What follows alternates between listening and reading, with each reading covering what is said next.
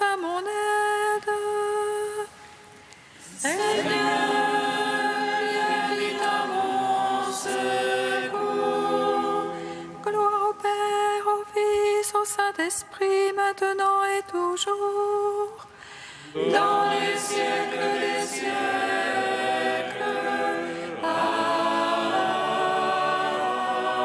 Amen. Viens, Esprit Saint, illumine nos cœurs, remplis-nous de ta paix, en nous murmure Abba. Tu es notre Père, ô Dieu, toi notre force, vraie source vive. Viens, Esprit Saint, illumine nos cœurs, remplis-nous de ta paix, en nous murmure Abba.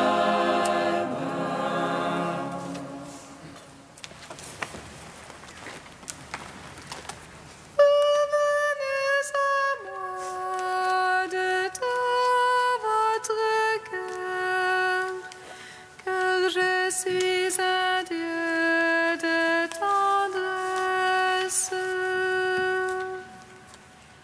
Revenez à moi de tout votre cœur, car je suis un Dieu de tendresse. Voici maintenant le temps de la pénitence. Quand tu jeûnes, parfume-toi la tête, et la joie du Seigneur resplendira sur ton visage. Revenez à moi de tout votre cœur, car je suis un Dieu de tendresse. Voici venu le temps de la miséricorde. Ouvre ton cœur aux pauvres et partage ton pain. Et Dieu te comblera de la douceur de sa bénédiction. Revenez à moi de tout votre cœur, car je suis un Dieu de tendresse. Psaume 118, strophe 13. De mes pères, j'ai reçu l'intelligence pour me tourner vers ta parole. De mes pères, j'ai reçu l'intelligence pour me tourner vers ta parole. Que j'aime ta loi, Seigneur, tous les jours je la médite. Plus que mes ennemis de mon sage, par tes ordres toujours miens. Plus que tous mes maîtres, j'ai la finesse. Ton témoignage, je les médite. Plus que les anciens, j'ai l'intelligence. Tes préceptes, je les garde. À tout chemin de mal, je me soustrais. Pour observer ta parole. De tes jugements, je me suis détourné. Car c'est toi qui m'enseignes. Car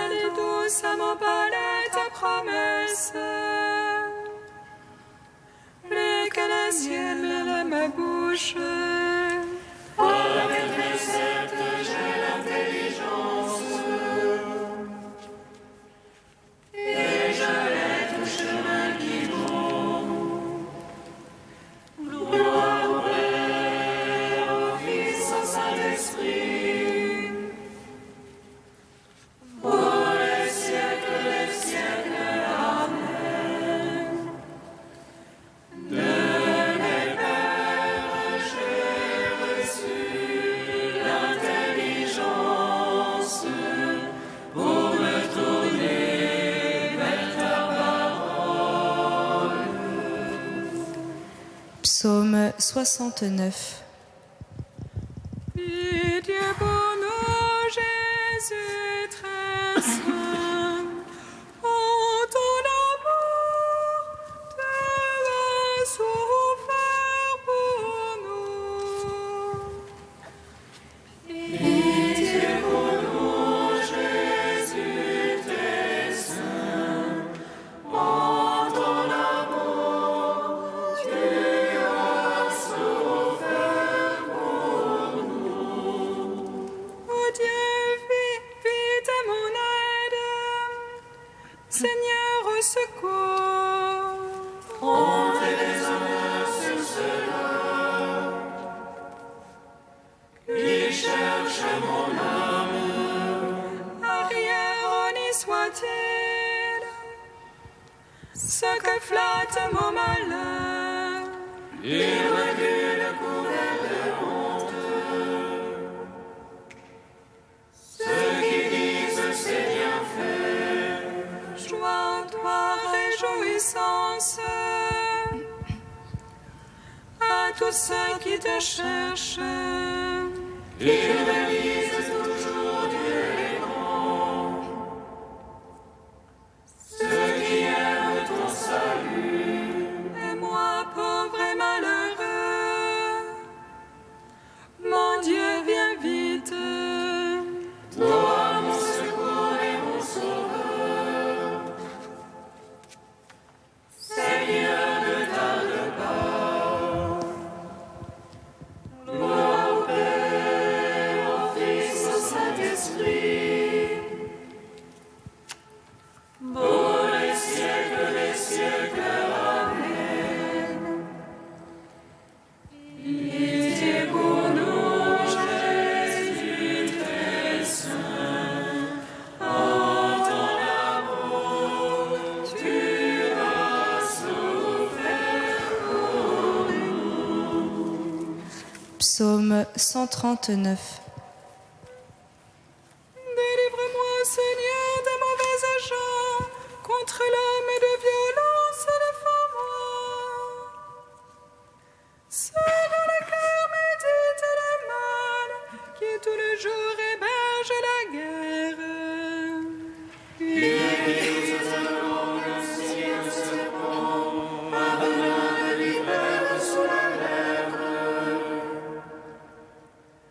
Garde-moi, Seigneur, des mains de l'impie.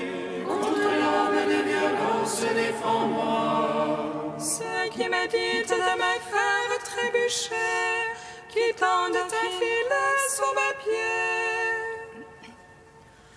Insolents qui m'ont caché une trappe et des lacets, m'ont posé des pièges au passage.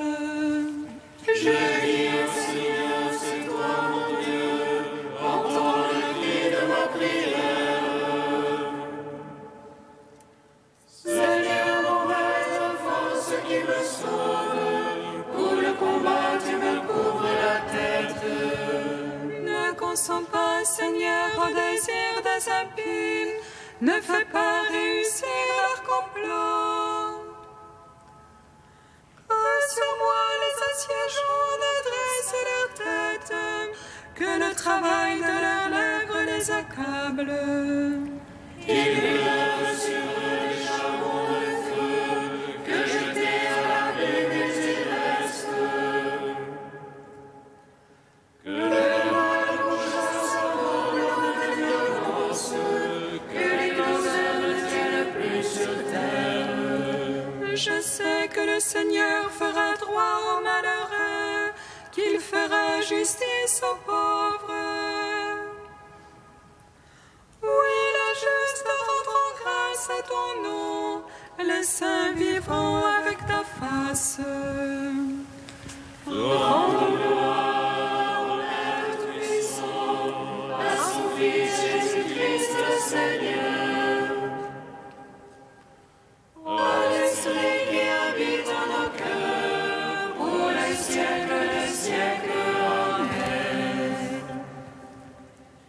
Pitié pour nous, Jésus très saint, en ton amour, tu as souffert pour nous. Cantique d'Habacuc, page 331. Seigneur, j'ai entendu parler de toi. À voir ton œuvre, Seigneur, je crains. Dans le cours des années, fais-la revivre. Dans le cours des années, fais-la connaître. Entendez-moi, souviens-toi d'avoir pitié. Dieu vient des mondes et du monde parent. Sa majesté couvre les cieux, la terre est remplie de sa gloire. À lui les chemins antiques, son éclat est pareil à la lumière. Deux rayons lui sortent des mains, là est cachée sa face. Devant sa face marche la peste, et la foudre sort sur ses traces. Les monts antiques se disloquent, et les collines séculaires s'effondrent.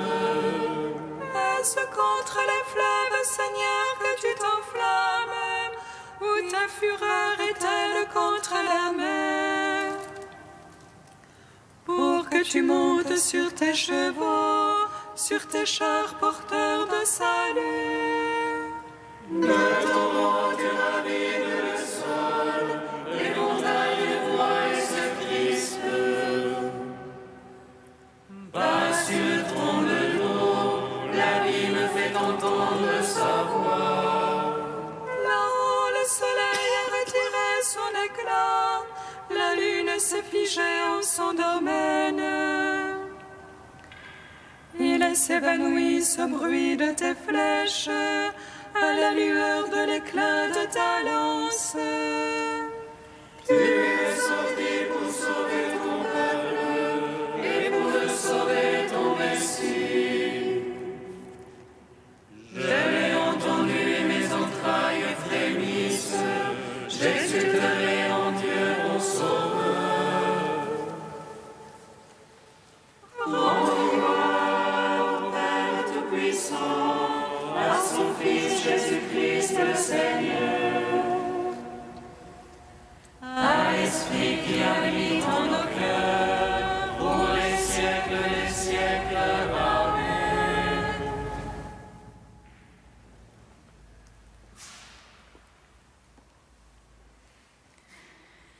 Du père Amedeo Cencini, Choisir la joie. Dans la parabole du trésor dans le champ, on dirait que quelqu'un a trouvé le trésor par hasard, sans effort particulier. Peut-être a-t-on voulu par là souligner la gratuité totale du cadeau qui vient d'en haut, l'initiative exclusivement divine qui en est à l'origine et qui déclenche la joie de l'homme heureux qui l'a trouvé. Ce dernier est donc dans la joie à la découverte de ce trésor, au point qu'il n'hésite pas un seul instant à se dépouiller de tous ses biens pour acheter le champ où il se trouve. Regardons l'intensité de cette réaction qui porte à faire des choix entiers et déterminants. Il vend tout ce qu'il possède pour ce trésor, mais il le fait avec légèreté, sans effort, ni sous la contrainte. Il s'agit ici d'une personne libre qui se passionne pour un trésor au regard duquel plus rien au monde n'a d'importance, car tout pâlit. Il y a ici une joie contemplative et active, mystique et ascétique, qui vient de la fascination pour sa beauté et se transforme en énergie qui donne le courage de prendre des décisions, et même les plus sérieuses, mais avec liberté intérieure, par amour. La joie est ce qui nous permet de faire les choses en toute liberté, à cause de l'attraction intérieure pleine d'énergie qui donne la force du renoncement et fait que son poids est léger. En ce sens, la joie est la condition préalable pour faire des choix. Elle est ce qui vient en premier, mais également elle accompagne et suit. Elle est ce qui vient après, comme ce qui donne la garantie, parce qu'elle est garante de la liberté. C'est pour cela que Dieu aime celui qui donne avec joie, parce que cette façon de se donner est sincère et entière. Elle signifie qu'on ne l'a pas fait sous la contrainte ou à contre-cœur. Le pape Benoît XVI disait « La vraie joie s'enracine dans la liberté que seul Dieu peut donner. »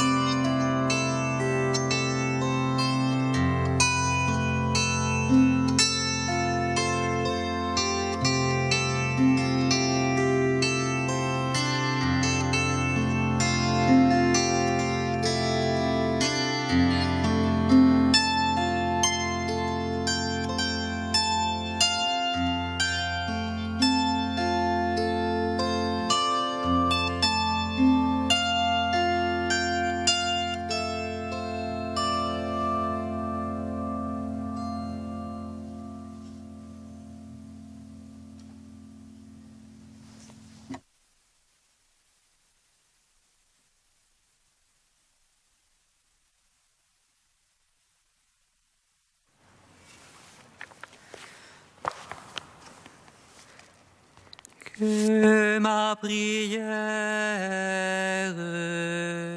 vienne jusqu'à toi, Seigneur.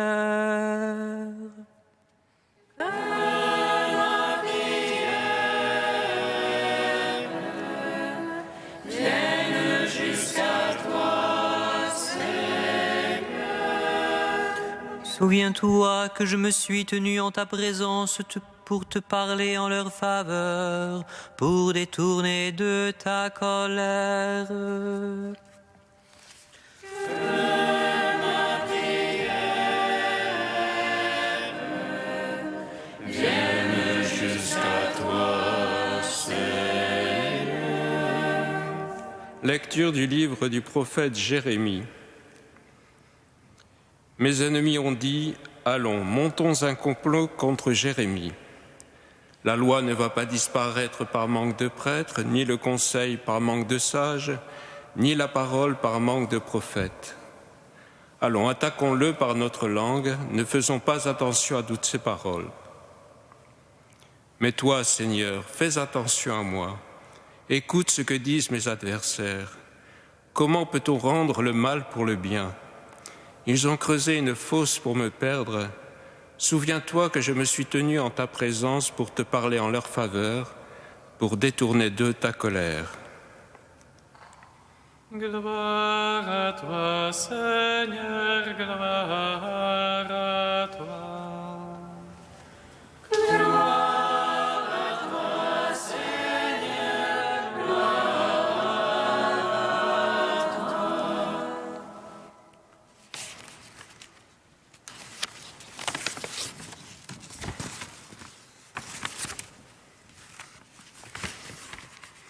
Comment peut-on rendre le mal pour le bien? Il y a 8 jours, nous entendions le récit de la conversion de la ville de Ninive et la mission de Jonas. Aujourd'hui, situation totalement inversée. Nous entendons le récit de la mission de Jérémie en but à l'aveuglement et à l'entêtement dans l'erreur des habitants de Jérusalem et de Juda. Dans ce texte qui prend forme de prière de supplication, 3 acteurs. D'abord celui qui parle, le prophète, qui s'identifie à la parole de Dieu et qui souffre profondément de l'hostilité de ses ennemis. Ensuite, celui dont on parle, le peuple de Juda et de Jérusalem, qui se débat dans les convulsions politiques d'une période troublée et qui veut faire taire le prophète, car le prophète dérange. Enfin, celui à qui l'on parle, Dieu, que le prophète ne semble pas bien comprendre. Le prophète d'abord. Dans les chapitres précédents, le prophète avait annoncé au peuple le malheur, la guerre, la déportation au nom du Dieu d'Israël. Il est en opposition complète avec les valeurs de la nation. Pour la nation, la valeur suprême, c'est le salut de la patrie, la victoire contre les ennemis. Nous avons le temple, donc Dieu est avec nous. Pour le prophète, en revanche, la valeur suprême, c'est la vérité, c'est la justice. Et dans ce conflit, Jérémie se sent ainsi victime d'une duperie machinée par Dieu. À nous aussi, il arrive de nous trouver dans des situations douloureuses où nous a conduit l'obéissance à la loi de Dieu, de l'Église, de la vocation. Alors monte à nos lèvres une sorte de reproche et d'accusation. Pourquoi, Seigneur, que t'ai-je fait pour que tu me traites si mal? J'avais mis ma confiance en ta parole, en ta promesse. Jamais je n'aurais imaginé que tu me conduirais sur un chemin sans issue.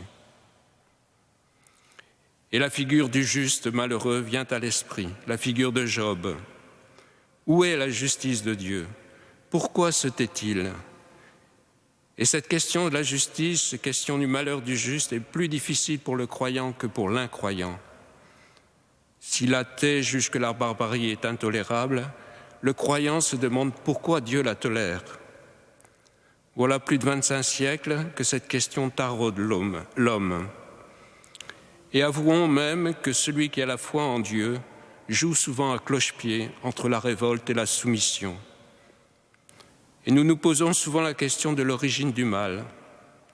Mais si nous étions un peu plus sages, nous verrions que la vraie question n'est pas celle-là, mais plutôt celle-ci, d'où nous viendra le salut. Face au prophète, le peuple. Ce qui unit le peuple, c'est la haine. Les prêtres, les sages et les faux prophètes se sont ligués contre Jérémie en vue de le faire périr. Ils se retrouvent unis dans la même haine. Dans les chapitres précédents, les prêtres n'ont pas pardonné au prophète ses attaques contre le culte formaliste du temple. Les sages, Jérémie les avait bafoués dans leur orgueil de savants et dénonçaient les déformations qu'ils faisaient subir au sens de la Torah. Quant aux prophètes, Jérémie s'était révolté ouvertement contre leur vantardise, leurs mensonges et leur imposture. Mais Jérémie peut-il avoir raison seul contre tous? Peut-on avoir raison seul contre tous? Peut-on être clairvoyant au milieu de gens qui ne veulent pas voir? Nous connaissons bien ces ententes qui se resserrent à la faveur de haines partagées. Qu'est-ce qui soudain unit une famille auparavant divisée? La voilà coalisée contre un grand-père qui dilapide le patrimoine. On connaît cette haine policée, habillée de morale. Ou encore dans ce service administratif, tous désirent le même poste, guettent le même avancement, mais c'est difficile à avouer. Mais celui sur qui il va pouvoir converger une réprobation commune, et tout à fait légitime en apparence, devient le garant de la paix, la victime expiatoire, le bouc émissaire qui permet au groupe de survivre. La haine aussi aide certains à s'accepter eux-mêmes. En se fixant comme un abcès sur une personne ou sur un groupe, la haine semble avoir une apparence d'effet libératoire. Quand se sont accumulés les dépits refoulés, les jalousies déçues, les rancunes inavouées, les humiliations, un chemin de fausse libération se crée facilement dans la violence raciale, idéologique ou religieuse. Dans tous ces cas, nous avons affaire à une sorte d'aveuglement. Et Jérémie est la victime de ce type d'aveuglement. Cet aveuglement est une forme d'idolâtrie, car la haine sans raison se donne toujours de bonnes raisons.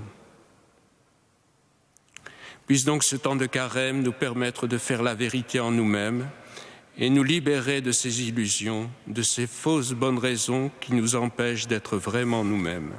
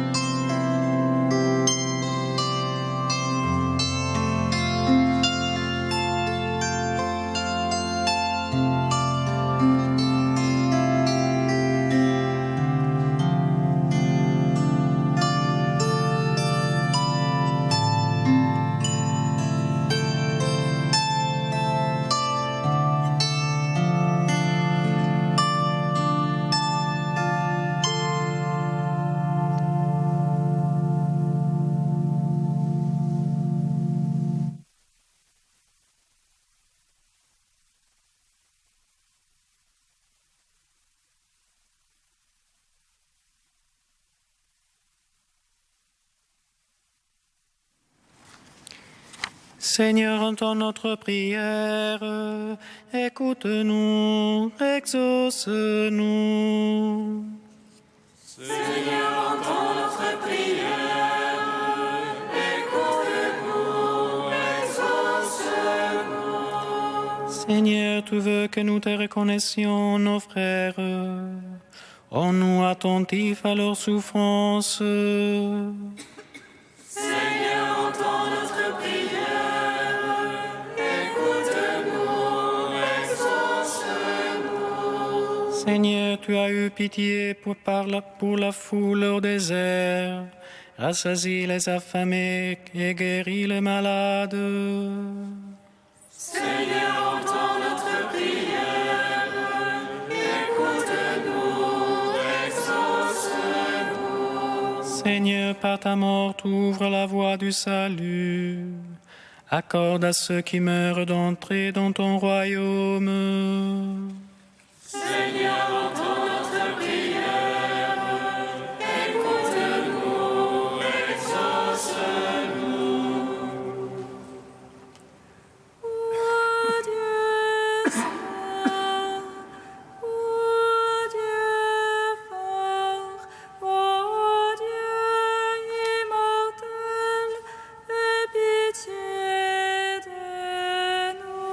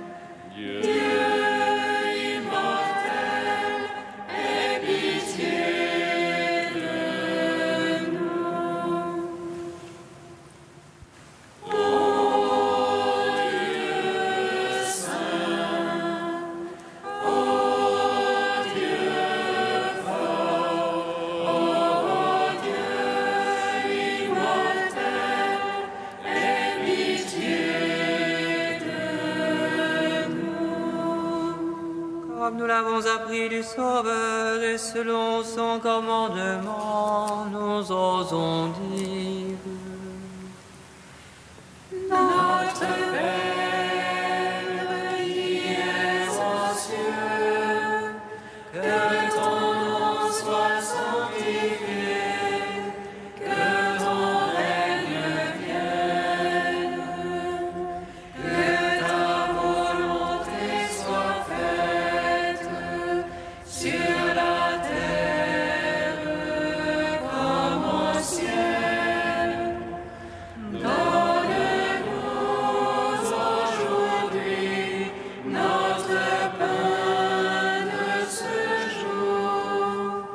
Pardonne-nous nos offenses, comme nous pardonnons aussi à ceux qui nous ont offensés.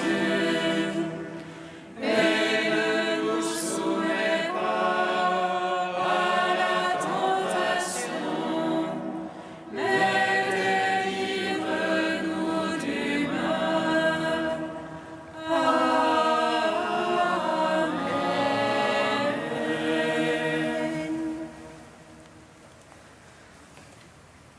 Donne à ta famille, Seigneur, de progresser en faisant toujours ce qui est bon. Assure-lui le nécessaire en cette vie pour la conduire au bien du royaume. Par Jésus-Christ, ton Fils unique, notre Seigneur et notre Dieu, qui vit et règne avec toi dans la communion de l'Esprit Saint, maintenant et pour les siècles des siècles. Bénissons le Seigneur.